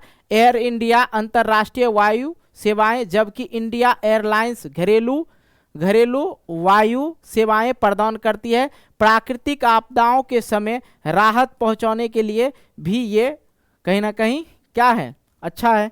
देखो प्राकृतिक आपदा, कहीं कहीं बाढ़ आ जाता है, कहीं कहीं क्या आ जाता है, बाढ़ आ जाता है, तो देखिएगा हवाई जहाज से जो है राशन वगैरह गिरा दिया जाता है ताकि लोग जो है खा पी के अपना दिन गुजारा बसरा कर सके। यहाँ पे वायु परिवहन में समझना है कि भाई सबसे ये तेज होता है, सबसे तेज। एक बार मैं यहाँ पटना से दिल्ली गया था, ठीक है, तो 42 या 45 मिनट लगा था। ठीक है, 42 से 45 मिनट हम लोग वहाँ पे खाना लिए थे, खाना दिया था, तो खाना खाते खाते पता चला भैया पटना से हम तो दिल्ली आ गए, खाना ख़त्म भी नहीं हुआ था। हाँ, लेकिन ये थोड़ा सा कॉस्टली होता, आरामदायक तो होता ही है, जहाँ 24 घंटे की रास्ता को हमने 1 घंटा में तय कर लिया। आप खुद सोच सकते हो। ओके, आइए वायु परिवहन की समस्या क्या क्या होता है कि भाई ये इससे जो है सभी व्यक्ति नहीं जा सकते। लेबर क्लास के व्यक्ति तो बिल्कुल नहीं इसमें जाते हैं। अब जिनका मन हो गया भैया कि जाना है तो जा सकते हैं, क्योंकि ये जो है सभी व्यक्तियों को पहुंच में नहीं है, ये महंगा संसाधन, इसमें अधिक पैसा लगता है। ओके। और ज़्यादा महंगा भी नहीं कहा जा सकता, हर कोई उतना तो नहीं कर पाता। जहाँ पे मान लिया जाए अभी नॉर्मल अगर दिल्ली जाते हैं, पटना से आप दिल्ली जाते हैं, 300-400 का नॉर्मल टिकट मिल जाता है, ठीक है। स्लीपर वाला 600-800 के लगभग होता है। अगर मैं बात करूँ एसी वगैरह को 2000 के अंतर्गत आ ही जाता है। लेकिन अगर आप वायु परिवहन से जाना चाहते हैं, एरोप्लेन से जाना पड़ता है, जाना चाह रहे हैं, उसमें थोड़ा ज़्यादा लगेगा, 4000-5000 के आसपास लगता है, कभी कभी 8000 भी लग जाता है। ओके, तो सभी व्यक्तियों के पहुंच में नहीं होता, महंगा संसाधन है, मौसमी परिस्थितियों से जल्दी प्रभावित होता है, ये मौसमी परिस्थिति जो है जल्दी प्रभावित होता है। ओके, तो ये जो आप फोटो देख रहे हैं ना, ये फोटो में मैं ही हूँ, शायद शकल मिल रहा है। ओके, तो इससे पहले वाला साल जो था उसमें हम लोग गए थे दिल्ली कुछ काम से, ठीक है। और यहाँ पे एक और चीज़ जो मैंने वहाँ पे जाके, जो आप लोग अगर गए होंगे तो आप लोग को पता होगा क्या होता नहीं होता, अगर नहीं गए हों तो सुन लीजिए, ठीक है। इंडिगोस इधर से गए थे, उधर से स्पाइस जेट से हम लोग रिटर्न आए थे। तो यहाँ से जाइएगा इंडिगोस तो उसमें खाना आपको फ्री मिलेगा। क्या मिलेगा? खाना आपको फ्री दिया जाएगा। और खाना में क्या क्या होता है, मक्का का जो ये सब्जी देख रहे हैं ना, मक्का का जो दाना होता है ना, कॉर्न, उसी को फ्राई करके दिया जाता है। बाकी ये शाकाहारी है, वेज है, आप लोग समझ सकते हैं। और इसमें चम्मच था, इसमें दही था, और ये पानी का बोतल ऑफकोर्स फ्री दिया गया था, कोई इसका चार्ज वगैरह नहीं था, हम लोग खाए भी इसको। उसके बाद अगर मैं बात करूँ, ये जो होता है पैरासूट, ठीक है। तो जब आप जाइएगा तो सबसे पहले तो आप सीट अपना अपना पकड़ लीजिए, जैसे कि मैंने सीट पकड़ रखा है, यहाँ पे ये हैं और इधर एक विंडो सीट पे वो बैठे हैं, ठीक है। सीट पकड़ने के बाद जो है आपको सारा चीज़ समझाया जाएगा कि अगर बाय द वे कहीं प्लेन जो है क्रैश कर गया तो किस तरह से आपको बचना है। अगर आपका ऑक्सीजन लेवल कम हो गया तो ऊपर से निकलता है, ऐसे का हाथ कीजिएगा, बटन दबाइएगा, ऑक्सीजन वाला निकलेगा पाइप, वो लगा सकते हैं। और ये जो है पैरासूट, इसके बारे में भी चर्चा किया गया था। तो कोई पैसेंजर वगैरह नहीं निकाल रहा था, लेकिन हम तो भाई देखने गए ही थे, तो हमने उसको खोला कि सीट के अंदर, आपके सीट के अंदर पैरासूट है। पहले वो इंग्लिश में बोलती है, ठीक है, सारा डायरेक्शन बताएगा, फिर वो हिंदी में बोलेगा, ठीक है। और साथ में एक बोलने वाला रहता है, ठीक है, एक बोल रहा है और इस चीज़ को करके दिखाने वाली एक लड़की रहती है, उसी में वो करके बताती है कि यहाँ से निकालना है, यहाँ से बेल्ट लगाना है, इस तरह से करना, एक डायरेक्शन देते रहे ताकि आप समझ सकते हैं। तो यहाँ से जो है मैंने ये निकाला था पैरासूट किस प्रकार से था। और भैया उधर से आने में हमने लिया चाय, ठीक है, नॉर्मल चाय जो होता है, दूध वाला भी नहीं है, देख रहे हैं। ये इसका जो प्राइस था 415 रुपया था। तो हमको तो लगा भैया फ्री में मिलेगा, काहे कि इससे इधर से पहले गए थे हम तो फ्री में खाए थे, इंडिगो से, स्पाइस जेट से आए थे, तो हम सोचे फ्री में दे ही रहा है तो हम बोले दे दीजिए। पीने के बाद पता चला 415 रुपया पे करना है, खाना भी खा लिए थे, अब उतना डिस्कस क्या करें।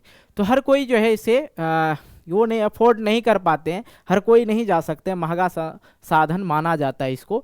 और अगर जाने की इच्छा है तो आप फिर पैसा पे कीजिए, अधिक से अधिक पैसा लगता है तो उस हिसाब से जा सकते हैं। और हमने यहाँ पे फ़ोटो देने का मतलब बस ये समझा रहे थे कि हम सफ़र किए हैं, आपको इस तरह से होता है, ताकि आप लोग को समझ में आ जाए कि वहाँ पे किस तरह से होता है। अगर बाय द वे कहीं, बहुत सारे लोगों को लगता है कि हम वायुयान से जो है, प्लेन से, हवाई जहाज़ से जो है तय करेंगे, पता नहीं, कुछ लोग तो ये सोचते हैं मूर्ख आदमी है कैसे हम जाएं। अरे भाई रेल जो जितना होता है ना उससे भी अधिक वहाँ पे सुविधा मिलता है। कुछ चीज़ें जो होता है फॉर्मेलिटी के लिए, जैसे आप जो ऑनलाइन टिकट कटाए, गए काउंटर पे तो बोर्डिंग करना है, ठीक है, बोर्डिंग पास लेना है। बोर्डिंग पास लेने के बाद जो है आगे जाइएगा, आपका बैग वगैरह चेक होगा। बैग में जो है चाकू वगैरह नहीं होना चाहिए, पहले बता देगा, चाकू वगैरह, लाइटर वगैरह ये सब नहीं ले जाने दिया जाता। हाँ, कंप्यूटर, मोबाइल वगैरह जितना भी चीज़ है सबको खोल के दिखाया जाता है, उसके बाद स्कैन किया जाता है, तब जाके आप वहाँ से पास होइएगा। फिर जाइएगा वहाँ पे वेटिंग रूम में, वेटिंग रूम में जो है बैठे रहिए। अब मन है कुछ खाने का तो महंगा बहुत ज़्यादा मिलता है, मैं नहीं बोलूँगा कि आप लोग कुछ खाएँ, जो भी लेना है बाहर से ही खा के जाएँ या बैग में लेके जाएँ, ठीक है। 7 किलो का वजन आप लोग ले जा सकते हैं बैग में, ठीक है, उसका कोई चार्ज नहीं लगता। वेटिंग रूम में जब आपकी जो जहाज़ आ जाएगा तो आपको वहाँ से जो है बस की यात्रा से, कहीं कहीं मेट्रो से ले जाया जाता है, ज़्यादातर बस से, भारत में ज़्यादातर बस से जो है वहाँ तक पहुँचाया जाता है। कहाँ तक? हवाई जहाज़ जहाँ ग्राउंड पे लगा रहता है, जिस मैदान में, वहाँ तक ले जाया जाता है। उसके बाद यहाँ से जो है ये जो देख रहे हैं, यहाँ से ये वाला गेट खुलती है, इधर साइड में खुला हुआ है ना, ये गेट खुलती है, इस तरह से लगा दिया जाता है। जो गेट लगाया जाता है वो बाहर से ही आता है घड़का के, ठीक नहीं। यहाँ पे ये छोटा वाला देख रहे होंगे ऑटो टाइप का, वही आके लगा दिया जाता है। सीट खुला, उसके बाद उतर सकते हैं और चढ़ सकते हैं। इस तरह की प्रक्रिया होती है। कहीं अगर आप सफ़र करेंगे तो आपको जानकारी के लिए हम सोचे थोड़ा सा बता दें, अपना एक्सपीरियंस शेयर कर दें, कोई दिक्कत नहीं ना।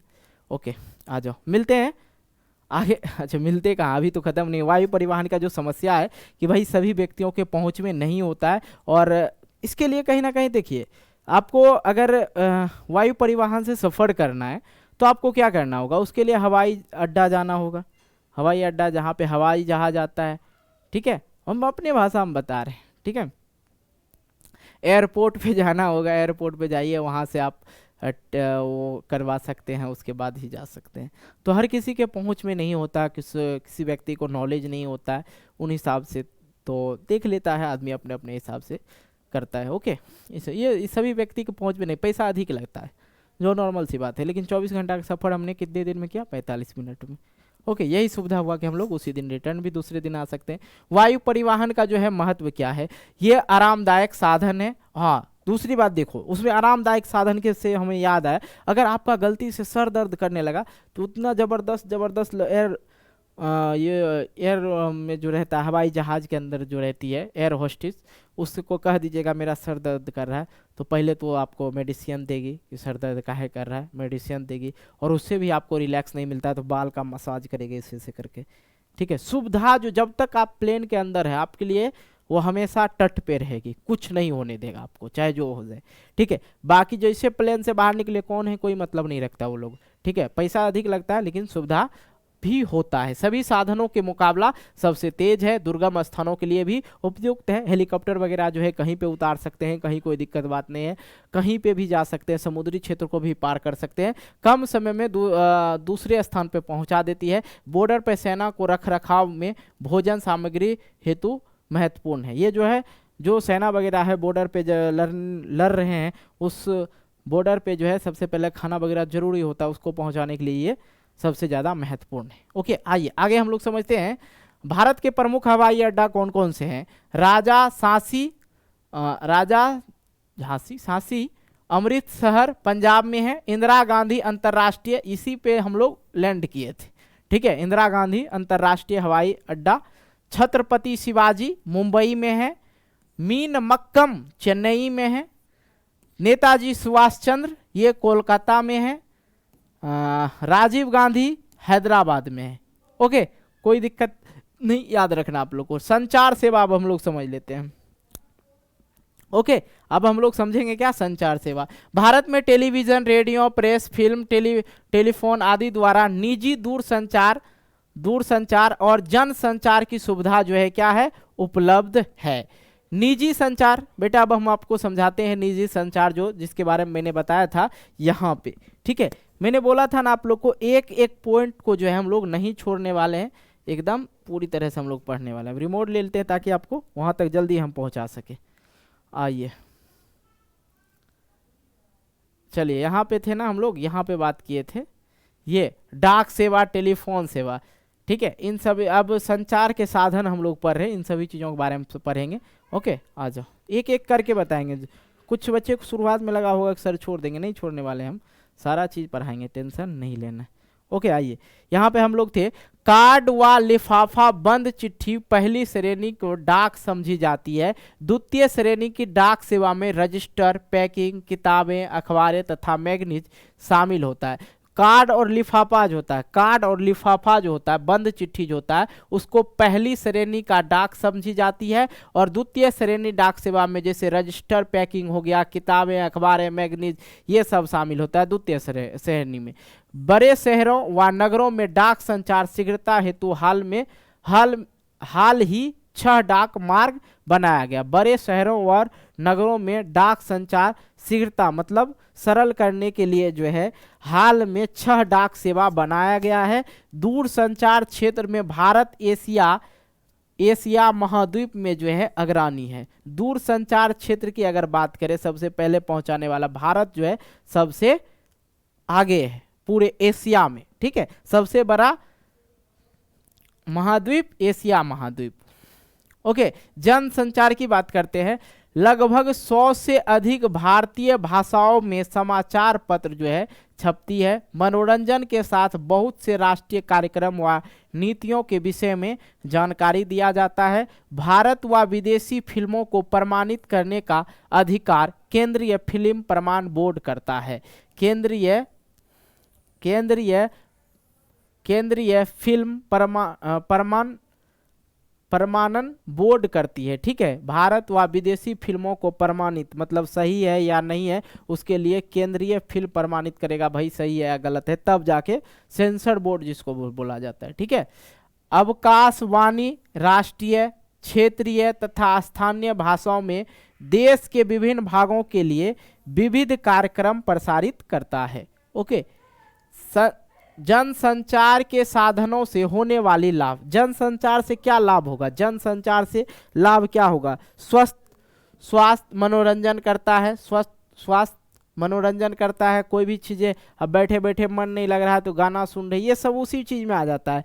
राष्ट्रीय कार्यक्रम और नीतियों के बारे में जागरूक करता है सरकार, ज्ञानवर्धक है, लोग जो है अच्छी अच्छी चीज़ों को देखते हैं, समझते हैं। खेल संबंधी कार्यक्रम को प्रसारित किया जाता है। दूरदर्शन राष्ट्रीय समाचार और संदेश का माध्यम बन गया आज के डेट में जनसंचार। ओके, व्यापार की अब हम लोग बात करते हैं। राज्यों व देशों में व्यक्तियों के बीच में वस्तुओं का आदान प्रदान व्यापार कहलाता है। व्यापार मतलब एक वस्तु दिए दूसरी वस्तु लिए या पैसा लिए उसके बदले में, ये क्या कहलाता है? व्यापार कहलाता है। आयात व निर्यात व्यापार का घटक है। आयात व निर्यात, आयात का मतलब होता है किसी देश से लेना या किसी राज्य से लेना, और निर्यात का मतलब होता है किसी देश में देना या किसी देश को किसी राज्य में देना सामान को।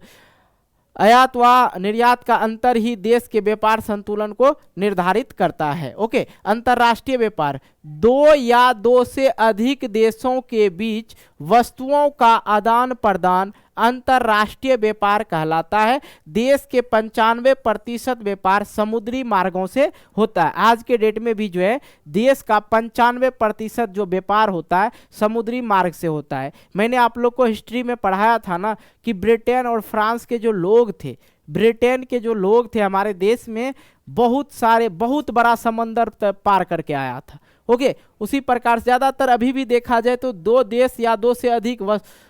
या दो से अधिक देशों के बीच वस्तुओं का आदान प्रदान अंतर्राष्ट्रीय व्यापार कहलाता है। अगर मैं बात करूं, हम अपना मान लिया जाए मैंने कुछ बनाया, ठीक है, मान लिया जी ये बोतल का निर्माण हमने किया और ये बोतल अच्छी क्वालिटी की है, अपने भारत में भी बेचा, पाकिस्तान वाले को भी दे दिया भैया, चाइना वाले को भी दे दिया, अमेरिका वाले को भी दे दिया, ब्रिटेन वाले को दे दिया। ठीक है, तो ये हमने सभी देशों में जो बेचा उसको क्या कहेंगे? अंतर्राष्ट्रीय व्यापार। ओके, सभी देश अंतर्राष्ट्रीय व्यापार पर निर्भर है क्योंकि संसाधनों का उपलब्धता क्षेत्रीय है, अर्थात इनकी वितरण असमान है। भाई क्या होता है कि हमने पहले ही शुरुआती दौर में ही बोल दिया कि आत्मनिर्भर भारत नहीं हो सकता, अभी आत्मनिर्भर नहीं हो सकते हैं। बहुत सारे चीज़ों को जो है हमें दूसरे देश से लेना पड़ता है। हालांकि कहा जाता है कि भाई आत्म भारत निर्भर बनाएंगे, आत्म भारत निर्भर बनाएंगे। आत्मनिर्भर का मतलब होता है खुद पे निर्भर रहना, क्योंकि भारत में बहुत बड़ी बड़ी कंपनियां तो आई है कि नहीं है। किसी दूसरे देश से हमको कोई मतलब नहीं रहेगा तो दिक्कत ही होगा। दूसरे देश में कोई चीज़ बन गया, वो यहाँ पे हम लोग को नॉलेज ही नहीं रहा कैसे बनाना है। यहाँ पे लैब नहीं है, बड़ी चीज़ तो ये घटना है कि भाई यहाँ पे लैब नहीं है। आप 10th 12th में पढ़ने जाते हो, साइंस पढ़ते हो ना भाई, 10th में बहुत सारे प्रैक्टिकल करने के लिए चीज़ें होती है सिर्फ, लेकिन कॉपी में ही अच्छा लगता है, ना कि उसे आपने कभी देखा है, कभी नहीं देखा होगा। यही चीज़ें भारत के अंतर्गत दिक्कत भी है।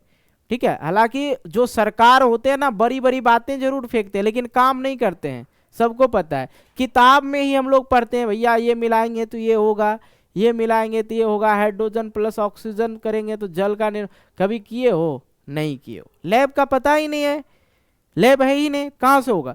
तो सभी देश का जो अंतर्राष्ट्रीय व्यापार जो है क्योंकि संसाधनों की उपलब्धता क्षेत्रीय है, व्यापार ही, अर्थात इनका वितरण असमान है।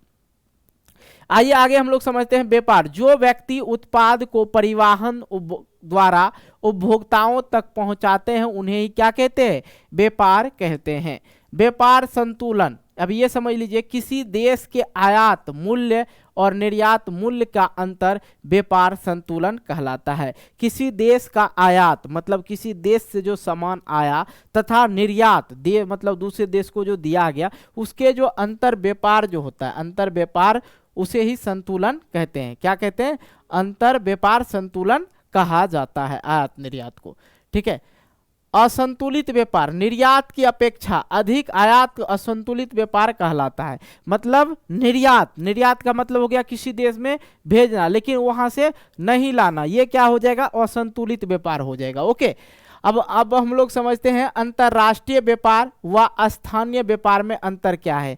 अंतरराष्ट्रीय व्यापार जब भी होगा दो देशों के बीच में होता है, बड़े पैमाने पे ये किया जाता है, विदेशी मुद्रा का आदान प्रदान होता है, इसमें पूरे लोक हित में आवश्यकताओं की पूर्ति करता है। और इधर मैं बात करूं स्थानीय व्यापार में, स्थानीय मतलब गांव गहार में जो व्यापार होता है, गांव कस्बा या शहरों के बीच जो होता है, छोटे पैमाने पे व्यापार किया जाता है। देश की पूंजी उसी देश में रहती है और क्षेत्र विशेष की लोगों को आवश्यकताओं की जो भी चीजें की आवश्यकता होती है वो पूर्ति होती है। तो अंतरराष्ट्रीय व्यापार और स्थानीय व्यापार में प्रश्न पूछा जाएगा, तो आई होप आप लोग गर्दा छुड़ा सकते हैं। ओके, आइए आगे हम लोग समझते हैं परिवहन तथा संचार के विभिन्न साधनों को अर्थव्यवस्था की जीवन रेखाएं कहने का कारण क्या है। परिवहन मतलब हो गया, परिवहन में रेल गाड़ी घोड़ा सब आ गया, मतलब चलने वाला, एक जगह से दूसरे जगह पे जो हम लोग सामान और खुद पहुंचते हैं उसी को परिवहन कहा जाता है। गाड़ी घोड़ा सड़क हवाई जहाज जो भी है सब वो। संचार मतलब एक जगह से दूसरे जगह सूचना पहुंचाना। ठीक है, और इस सभी को अर्थव्यवस्था की जीवन रेखा कहने का कारण क्या है, तो समझिए परिवहन तथा संचार के विभिन्न साधन एक दूसरे का पूरक है। परिवहन और संचार, परिवहन मतलब हो गया यहाँ से वहाँ जाना, और संचार हो गया मतलब एक जगह की सूचना, एक जगह की जानकारी दूसरे जगह देना, तो एक दूसरे का क्या है? पूरक है। देश विदेश के दूर स्थित इलाकों को एक दूसरे से मिलाता है परिवहन से और संचार से। राष्ट्रीय और अंतर्राष्ट्रीय पर्यटन को बढ़ावा मिलता है, विदेशी मुद्रा की प्राप्ति होती है, जीवन आरामदायक और सुविधा पूर्ण हो जाती है, सारा देश आपातकाल में एकजुट हो जाते हैं, मिल जाते हैं, तो ये सब जो है सुविधा होता है। इसलिए अर्थव्यवस्था को अच्छा इधर कुछ गिर गया था इसलिए परिवहन तथा संचार के विभिन्न साधनों को अर्थव्यवस्था की जीवन रेखाएं कहा जाता है। आइए आगे हम लोग समझते हैं। पर्यटन एक व्यापार के रूप में लगभग 150 लाख लोग पर्यटन व्यवसाय में लगे हुए हैं। पर्यटन उद्योग राष्ट्रीय एकता को बढ़ावा देता है व स्थानीय हस्तकला व सांस्कृतिक उद्यमों को विकास करता है। भारत का कला सांस्कृतिक ऐतिहासिक धरोहर से विदेशी लोगों को परिचित करवाता है। तो भाई ये जो होता है, आप पर्यटन का मतलब समझ लो घूमने फिरने का जगह जो है भारत के अंतर्गत बहुत सारा है। भारत में जो है कला सांस्कृतिक अभी तक है और ऐतिहासिक धरोहर विदेशी लोगों को परिचित करवाते हैं। उस ये एक तरह से व्यापार हो गया, समझे। व्यापार किस प्रकार से हो गया? मान लो भैया कुछ भी ऐसा चीज बताओ, जैसे कि मान लिया जाए कि आपके दिल्ली में जैसे आप जाएंगे, लाल किला हो गया, ताजमहल हो गया, इन सभी जगहों पे जो है अंग्रेज लोग आते हैं घूमने के लिए आते हैं, तो वहाँ पे बहुत सारी चीज़ें, उनसे पैसा भी लिया जाता है। लोग अगर यहाँ के लोग, एक ट्रांसलेटर होता है, ठीक है, वो हिंदी तो समझता नहीं है, इंग्लिश समझता है, तो वो कुछ लोग को व्यापार मतलब ये भी ट्रांसलेटर बन के भी कमाते हैं। ठीक है, जो यहाँ के बारे में है उसको अंग्रेजी में बताना, यहाँ के कल्चर को अंग्रेजी में बताना, यहाँ की जो कला संस्कृति है उसके बारे में बताना, ऐतिहासिक धरोहर के बारे में बताना, ये सब चीज़ें परिचित करवाते हैं। एक व्यापार के रूप में ये काम करता है। दुनिया भर से विदेशी नागरिक भारत में आते हैं। सबसे ज़्यादा भारत में ही घूमने आता है, क्योंकि भारत का संस्कृति कुछ अलग लेवल का है कि नहीं। ओके, आगे हम लोग समझते हैं पर्यटन के नए रूप। विस्तारित पर्यटन, सांस्कृतिक पर्यटन, चिकित्सा पर्यटन, पर्यटन, रोमांचकारी पर्यटन, व्यापारिक पर्यटन आदि। प्रत्येक वर्ष भारत में 26 लाख से अधिक विदेशी पर्यटक आते हैं घूमने फिरने के लिए। ओके, आइए पर्यटन एक उद्योग या व्यापार के रूप में अर्थव्यवस्था के विकास में अर्थव्यवस्था के विकास में किस प्रकार सहायक है? पिछले कुछ वर्ष में भारत पर्यटन उद्योग में महत्वपूर्ण वृद्धि हुई। 150 लाख से अधिक, मतलब 150 लाख से अधिक लोग इस उद्योग में लगे हुए हैं। स्थानीय हस्तकला सांस्कृतिक उद्यम के विकास का अवसर प्राप्त हुआ और विदेशी मुद्रा की भी प्राप्ति होती है। राष्ट्रीय एकता का बढ़ावा मिलता है। जब हमारे देश में कोई विदेशी लोग आते हैं घूमने के लिए तो यहाँ की संस्कृति को देखते हैं, यहाँ की संस्कृति को देखते हैं, यहाँ की जो कल्चर है उसको देखते हैं, उनको अच्छा लगता है। क्या लगता है? उनको अच्छा लगता है और वो पैसा भी देते हैं और साथ में उनको ये भी अपने साथ ही एक चीज़ वो ले जाता है कि नहीं भाई भारत गए थे तो भारत में के लोगों का जो था इस प्रकार से जीवन यापन था, तो इस चीज़ की प्रचार प्रसार भी होती है। और अगर मैं बात करूं पर्यटन से ही 150 लाख से अधिक लोग जो है इस उद्योग में लगे हुए हैं। पिछले कुछ वर्षों में मतलब स्थानीय हस्तकला दिखाने वाला, मतलब हाथ से बनाया हुआ चीज़ और सांस्कृतिक उद्यम विकास में अवसर प्राप्त हुआ, तो लोग जो है 150 लाख से अधिक लोग जो है इस उद्योग में काम कर रहे हैं। ओके, आगे हम लोग इस अध्याय को हम लोग खत्म कर दिए, कहीं कोई दिक्कत नहीं है, यहाँ तक समझ गए? समझे कि नहीं समझे? आगे हम आपको ये थैंक यू देते हैं बड़ा सा, उठा के फेंके ले लेना है। तो भाई ये अध्याय आप लोग का जो है कंप्लीट हो गया पूरा का पूरा। आप लोग का जो इतिहास था बेटा, यहाँ पे 1 मिनट समय देना है, भागना नहीं आप लोग को, ठीक है? इतिहास जो है आप लोग का इतिहास, ठीक है? इतिहास जो आप लोग का पूरा किताब पढ़ा दिए, पूरा किताब आप लोग का खत्म हो गया, ठीक है? पूरा किताब आप लोग का पढ़ा रखे हैं, अगर नहीं देखे हैं तो बता देंगे कैसे देखना है, ठीक है? साथ में आप लोग का पूरा किताब का अध्याय जो है आप लोग का, अच्छा चलो पूरा किताब आप लोग का खत्म है, ठीक है? और पूरा चैप्टर वाइज, ठीक है? चैप्टर वाइज जो है क्वेश्चन आंसर भी करवा रखे हैं, क्वेश्चन आंसर भी करवा रखे हैं। साथ में अगर हम लोग बात करें, ठीक है, अगर हम लोग बात करें आप लोग का भूगोल का, तो भूगोल को भी आज हम लोग क्या कर दिए? गोल कर दिए। भूगोल को भी आज हम लोग गोल कर दिए, मतलब पूरा भूगोल आप लोग को पढ़ा दिए, ठीक है? पूरा किताब समाप्त,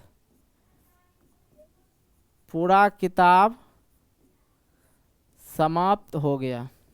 एकदम ज़बरदस्त तरीका, ज़बरदस्त भाषा में पूरा किताब भी ख़त्म है। और अगर आप लोग को पीडीएफ वगैरह लेना हो, ठीक है, अगर किन्हीं बच्चों को पीडीएफ चाहिए तो इस साल में अगर पीडीएफ अगर आप लोग लेते हैं तो आप लोग को ऐसा नहीं कि सामाजिक विज्ञान का ही मिलेगा, आप लोग को जो है विज्ञान हो गया, गणित हो गया, सामाजिक विज्ञान हो गया और आपका हिंदी हो गया, संस्कृत हो गया।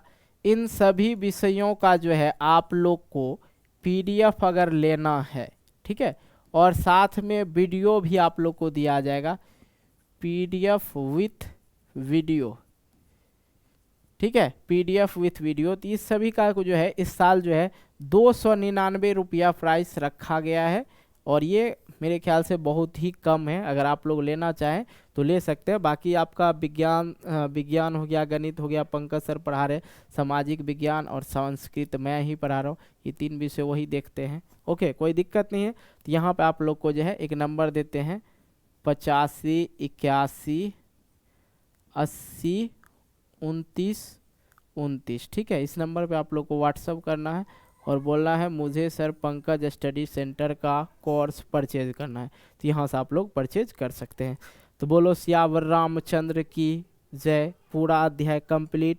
किसी को दिक्कत हो तो कमेंट बॉक्स में कमेंट कर देना, ठीक है? और ये थोड़ा सा लेंदी अध्याय था, ठीक है? इसमें जहाँ तक हुआ हमने कोशिश की आप लोग को ज़बरदस्त पढ़ाने की। मिलते हैं कि नई वीडियो को लेके, तब तक के लिए बाय बाय। जय हिंद, जय भारत, टेक केयर।